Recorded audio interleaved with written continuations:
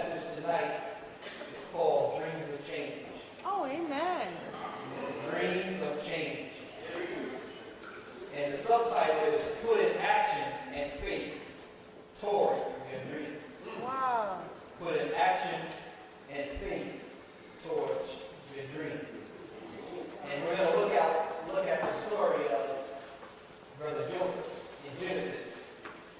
You all do not have to stand because we're going to be looking at a couple of scriptures, but if you could turn to Genesis 37, and we're going to look at Joseph and Joseph's dream.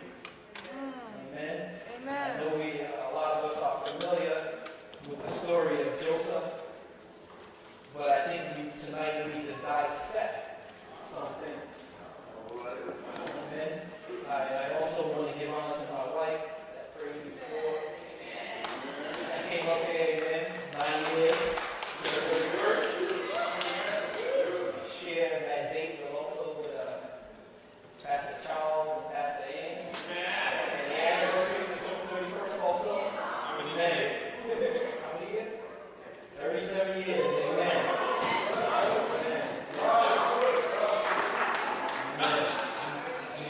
We give honor to God tonight. We give honor to Overseer Williams in his absence. We give honor to our elders, to our deacons, all of our partners, our ministry leaders, Elder Hepburn, Elder Ani, Elder Gross. That was a powerful message Sunday night. Elder, that's a powerful message. Thank you for leading us up and letting us know that God still loves us.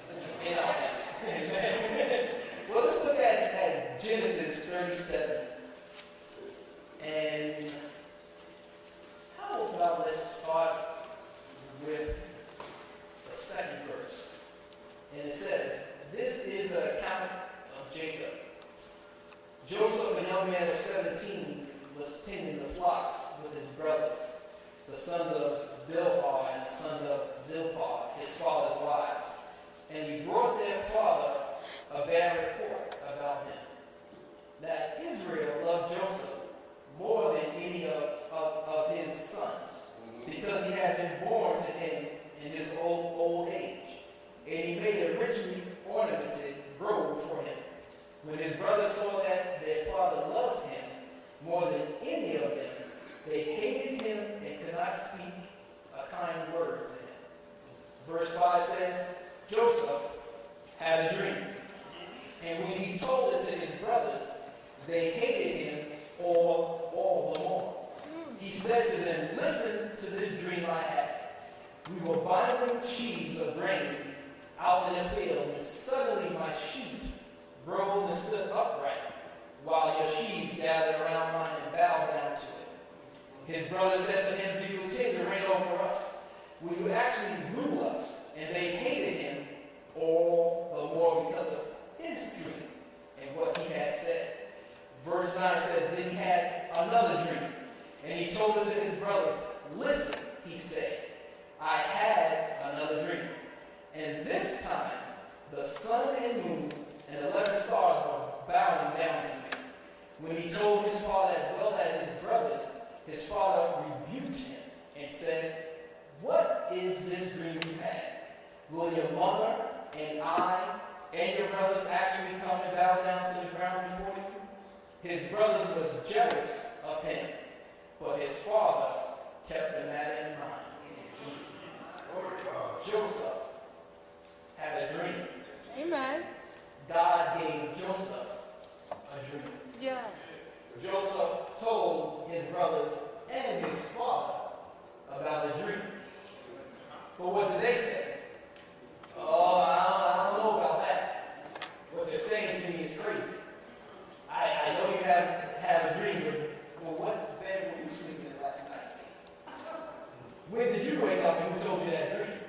See, but God put a deposit into Joseph. Uh-huh. What dream did God give you?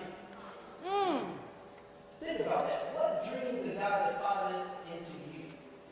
That you probably told someone and someone said, are you crazy?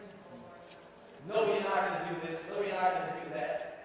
You need to get out of my house because what you're telling me is not what I want to hear. See, but God deposited a dream into Joseph. And the reason why I love this title is Dreams of Change. Because when you have a dream, if you don't do anything with it, it's not going to happen. Come on. All right? But Yes. also, if you just think about the dream, you need to do something about it. Come on. Amen. God gave us a dream. He put a deposit in us. He told us I gave you a dream of a ministry. I gave you a dream of what you need to do in your life. Uh-huh. But we say, I don't know what to do. Right? But we have people that try to kill our dreams. Yes. So once again, what dreams or dream have you put on hold or away that you think cannot be accomplished? Think about that. What dream? There's many dreams that God gave me that's probably still hanging up on the wall on a piece of paper. That's probably sitting in a book. That's probably sitting in my Bible right now that I wrote down. But what are you going to do with that dream? See, hopefully by the end of this message, you can say, now I need to put that dream into action. All right? Let's look at verse 19. All right? It says, here comes that dreamer. Here comes Kareem. Here comes the pastor. Here comes the deacons. Here comes the ministers trying to say, we need to do something. And the people say, are you crazy? You can't do that. You can't buy a building. You can't minister to people. You can't evangelize. You can't be saved on the street corner. But if God gave you the dream, it's all about doing God's will. Come on. Amen? Amen. What your dream should be in God's will. Now, if you're having dreams that are not in God's will, then that's a problem. You need to check it, and you need to say, listen, that's not of God, and we need to move on. All right? I can remember just 2 days ago, I had 3 dreams, and I said, that is not of God. I woke up so tired from being in 3 crazy dreams. I said, Lord, please, repeat whatever happened. Don't let it happen in my life. Amen? Amen. Also, in verse 20, it says, come now, let's kill him. Woo. And throw him into one of these cisterns and say that a ferocious animal devoured him. Then we'll see what comes of his dreams. Oh, there's people talking to you. There's people in the background saying you're crazy. There's people that are saying things behind your back, and you're saying, I don't understand why I can't do something. Someone's speaking about your dream. You want to open up a business, but someone's saying you can't do it. Oh yeah, I know. The situation doesn't look great out there. It looks great. I know people are not getting business loans. I know people are not getting money, but that doesn't mean you cannot accomplish the dreams God Come gave you. on.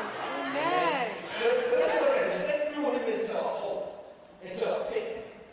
A cistern is used for holding water, but they threw Joseph in this pit. Let's think about it. You're in a pit, don't know what's going on, it's dark, and you're saying to yourself, Lord, why am I here? Why should I be in this place? Why did my family throw me into this place?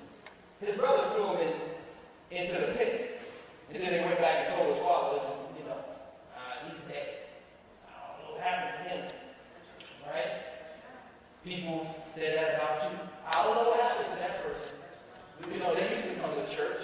They used to come and, take classes. They used to take educational classes. They used to actually go to college and take classes. I don't know what happened.